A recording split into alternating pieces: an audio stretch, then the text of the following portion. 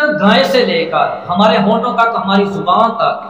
ہم تک دودھ پہنچنے میں دودھ کے ساتھ 2 وقت خطرناک ملاوٹ کی جاتی ہے۔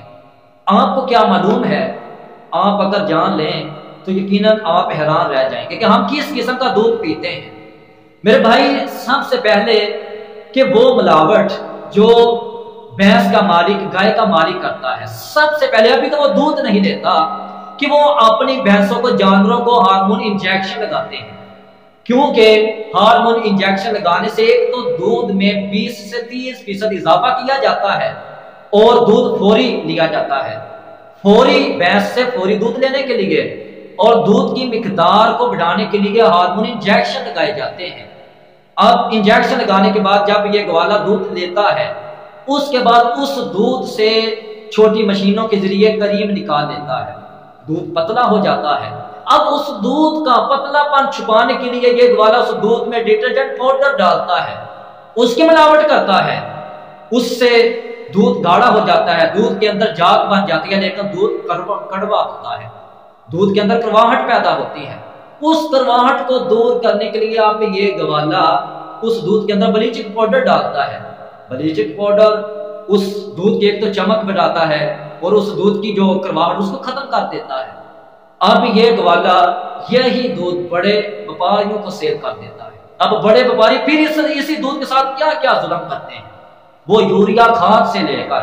اس دودھ کو بڑھانے کے لیے، اس دودھ کو دودھ کی صحیح شکل دینے کے لیے، چمکانے کے لیے، دودھ کی مقدار مزید اچھا بنانے کے لیے کہ لوگوں کو دیکھنے میں بڑا اچھا لگے، خالص لگے،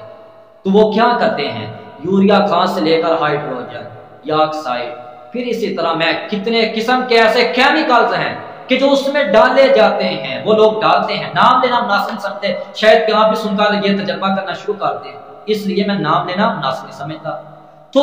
کم و بیش جب تک ہمارے پاس دودھ نہیں پہنچتا، اس وقت تک دودھ میں کم و بیش تقریباً 20 قسم کے کیمیکل ملائے جاتے ہیں۔ پھر ہم تک پہنچتا ہے، پھر وہ دودھ ہمارے بچوں سے لے کر بڑوں تک کتنا صحت کے لیے خطرناک ہے،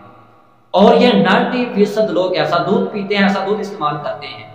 تو پھر اسی دودھ کو جب بڑی کمپنیاں جو پیک کرتی ہیں، ڈبوں میں پیک کرتی ہیں، ٹیٹرا پیک کرنا، اس دودھ کو وہ جو کمپنی پیک کرتی ہے، اس دودھ کو 135 سینٹی گریڈ 135 سینٹی گریڈ درجہ حرارت میں اس دودھ کو گرم کرتی ہیں، ابالتی ہیں۔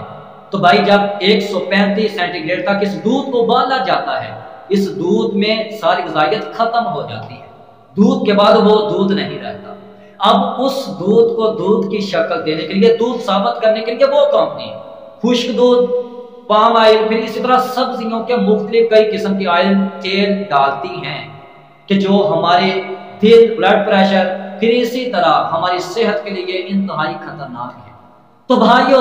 میں یہ کہنا چاہتا ہوں کہ بازاری دودھ سے بچیں، گریز کریں، احتیاط کریں، اور جو لوگ ملاوٹ کرنے والے، جو 2 نمبر لوگ ہیں کہ جو دودھ میں کئی قسم کی ملاوٹ کرتے ہیں، اگر ایسے کسی قسم کے آدمی کی آپ کو شکایت مل جاتی ہے